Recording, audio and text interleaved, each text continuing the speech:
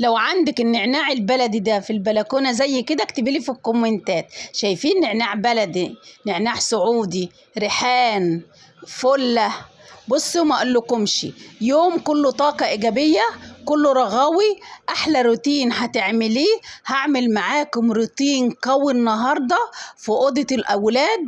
يلا لو انت اوضه الاولاد عندك نفس اوضه الاولاد عندي، يلا قومي اتنشطي وتشجعي. روتين كله تشجيع وكله نشاط وكله طاقه ايجابيه.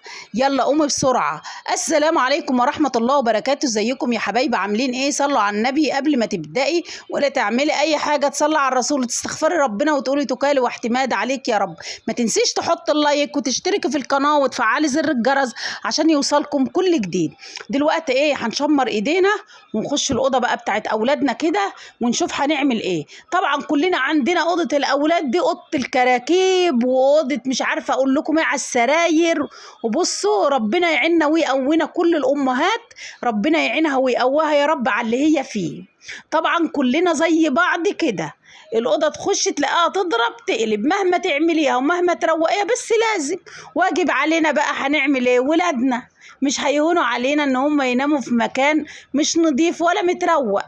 بتحس ان انت اللي تعبانة مش هم. والله العظيم الواحد بيحس ان هو اللي تعبان. فانت لو اوضه اولادك زيي، يلا شمري ايديك وتعالي.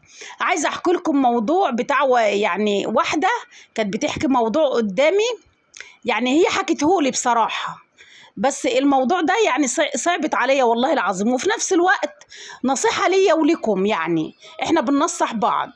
دلوقتي كان في واحده معاشره واحده، يعني ايه، كانوا جيران. فالجيران دولت يعني هم غابوا بتاع 5 سنين مع بعض، 4 سنين في كده يعني. فالمهم ايه، كانوا كويسين مع بعض والدنيا حلوه وماشيين كويسين مع بعض، ودي تشكي لدي ودي تحكي لدي ويحكوا لبعض ويفطروا مع بعض، واوقات يتغدوا مع بعض. يعني مش دايما يعني، بس ايه، اغلبيه الوقت بيفطروا مع بعض. اللي عندها بتجيبه واللي عندي دي بتجيبه وبيكملوا بعض يعني ايه، ويفطروا مع بعض، والولاد يلعبوا مع بعض ويروحوا حضانات مع بعض والكلام ده كله. بس للاسف البني ادم ما بيبانش عليه. واحدة منهم وهم بيفطروا الاتنين كده مع بعض، فمسكت لقمة العيش كده وقالت ايه، الفتحة على الخاين لقمة العيش والملح دي. فايه، قالوا الفتحة على الخاين لقمة العيش والملح دي، وقروا الفتحة على خاين العيش والملح دي. يا دوبك ما عداش شهر وكان ربنا كاشف واحدة منهم على حقيقتها. ربنا كشفها على حقيقتها، حاجات ما كنتيش يعني ما كانتش البني ادمه دي متخيلاها ان هي تعمل فيها كده وتتكلم عليها كده بالطريقه دي. بصراحه ربنا يعني بقت تعيط تبكي بدل الدموع دم. المهم ايه اللي حصل؟ بتقول كنا كويسين مع بعض، فلقمة العيش والملح دي بينت حاجات كتير قوي. اتاريها الكلام اللي كانت بتتكلموا معاها كله وبتحكيه معاها كله راحت قالته لمين؟ لجوزها، لجوز صاحبتها. قالت له ده مراتك بتقول وبتقول وبتقول وبتقول، ومراتك كمان بتاخد فلوس من جيبك، بتسرق من جيبك. وده ما حصلش، ده ما حصلش، وهي ما قالتلهاش كده. فهو رد قال لها ايه؟ قال لها انا عارف انا بدي مراتي ايه وعارف مراتي بتعمل ايه. قالت له لا ما هي مش هتعرفك. قال لها لا بس انا عارف انا بديها ايه وهي بتعمل ايه. بس هو عشان واثق في مراته بصراحة ربنا، ومراته دي بنت حلال وفعلا هي ما بتعملش كده عشان ربنا يظهر الحق، وهو عنده ثقة عمياء في مراته ما صدقش فيها كده، وراح يلمح لمراته بالكلام. بس هي ما فهمتش، قالت له انت عايز تبعدنا عن الناس، انت مش عايز يبقى لي اصحاب، انت مش عايز مش عارف ايه. المهم سابها. روح يا يوم تعالى يا يوم، جت واحدة فصاحبتها التانية دي حكت معاها، قالت لها ده فلانة دي فيها وفيها وبتعمل وبتعمل وبتعمل نفس الكلام اللي قالته لجوزها قالته للست دي. راحت الست دي عشان ربنا يظهر الحق ما كدبتش خبر، وطلعت للست دي وقالت لها اللي انت بتقعدي معاها وبتاكلي معاها عيش وملح قالت عليكي كذا كذا كذا كذا كذا. كلام جارح، كلام جارح وكلام كبير لدرجة ان دخلت في الاعراض. شفتوا يعني كلام يجرح، انا ما اقدرش اقول عليه. فاللي صاحبتها دي ما بقتش مصدقه وبقت تعيط. قالت لها انا جوزي نصحني وجوزي قال لي كلام زي كده ونصحني وانا ما خدتش بنصيحته، وقلت له انت عايز تبعدني عن الناس، وانت عايز مش عارف ايه، وانت عايز مش عارف ايه، والكلام ده كله. فهمت ايه كلام جوزها؟ فهي يا عيني اتصدمت فيها. فلما اتصدمت فيها فما بقتش عارفه تعمل ايه. فهي بقى ايه، خفت رجليها وما بقتش تنزل عندها. قالت لها انت ما بتنزليش عندي ليه؟ ما بتنزليش تقعدي معايا وكده؟ انا ما اقدرش استغنى عنك، ده انا اخواتي بيغيروا عليا منك وكده، قالوا لي ايه ده انت بقت جارتك عندك احسن مننا ومش عارف ايه. قالت لها انا جوزي قال لي لا تروحي عند حد ولا حد يجي عندك. مش المفروض كانت تسكت؟ لا، عملت ايه بقى؟ خلت جوزها جاي من الشغل وقالت له انت بتحوش مراتك عني ليه وبتخليهاش تيجي عندي؟ قال لها يا ستي انا حر ببيتي واعمل اللي انا عايزه، ومش عايز مراتي تروح عند حد ولا حد يجي عندي. فالمفروض ان هي ما ينفعش ان هي تروح تقول له برضو كده. هي بقى ايه، حبت تتسحب الست دي بالذوق، في نفس الوقت حبت تتسحب بالذوق. وصباح الخير يا جاري، انت في حالك وانا في حالي. التانية مش عايزة تفهم كده، التانية المهم ان هي عايزة توصل ايه اللي حصل، عايزة تبات على الخبر. والتانية دي عمرها ما هي قايله لها، وفعلا مرضتش تقول لها وسابتها زي ما هي. ودي عمالة تفحر من هنا لهنا لهنا، المهم عايزة ترسى.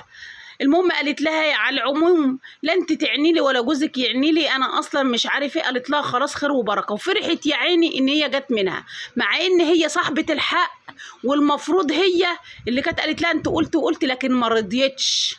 ليه؟ قالت لك اللي زي دي ما تتعاتبش. فانتوا رايكم من رايها ان البني ادم اللي زي كده ما يتعاتبش ولا يتعاتب؟ كان المفروض عاتبتها ولا ما تعاتبهاش؟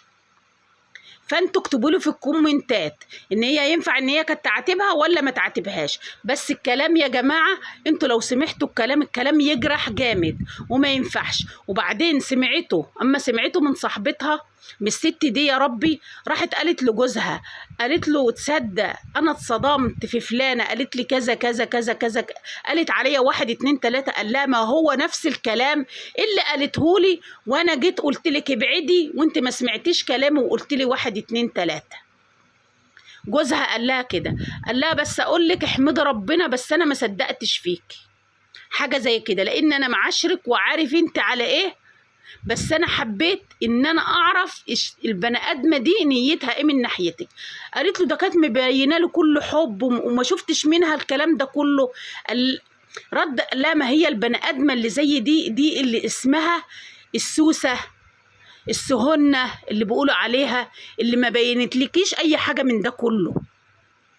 فلو كانت بينت لك كنت انت هتعرفها على حقيقتها. فالبني ادمه دي اللي انت تخافي منها، لكن اللي بيبين ويقول اللي عنده ما تخافيش منه، لكن اللي ما بيقولش اللي عنده ده اللي تخافي منه. لدرجه ان كانت بتدخلها، يعني تفتح دولابها تقول لها هات الفلوس في الحته الفلانيه وهاتي كذا. يعني كانت مأمناها لدرجه كبيره. مين اللي مأمنه مين بقى؟ اللي اتكلمت على جارتها دي، اللي كانت مأمنه جارتها ان هي ايه سبب جارتها ما كانت ايه مدياها كل حياتها. فهل ده غلط ولا صح ان انت تحكي لجارتك كل حاجه وتبقي معاها بالطريقه دي؟ غلط ولا صح؟ بس هي ندمت على كل حاجه عملتها وبعدت عنها بالذوق وملهاش دعوه بيها بالذوق، وقالت الحمد لله ان هي جت على قد كده، بس لا في صباح ولا مسا ولا اي حاجه، ولا كانها كانت تعرفها. فانا بقول لكم الموضوع ده مش عشان حاجه، انا بقول لكم الموضوع ده عشان تاخدوا بالكم لما نكونوا مصاحبين حد راجل او ست، ناخدوا بالنا.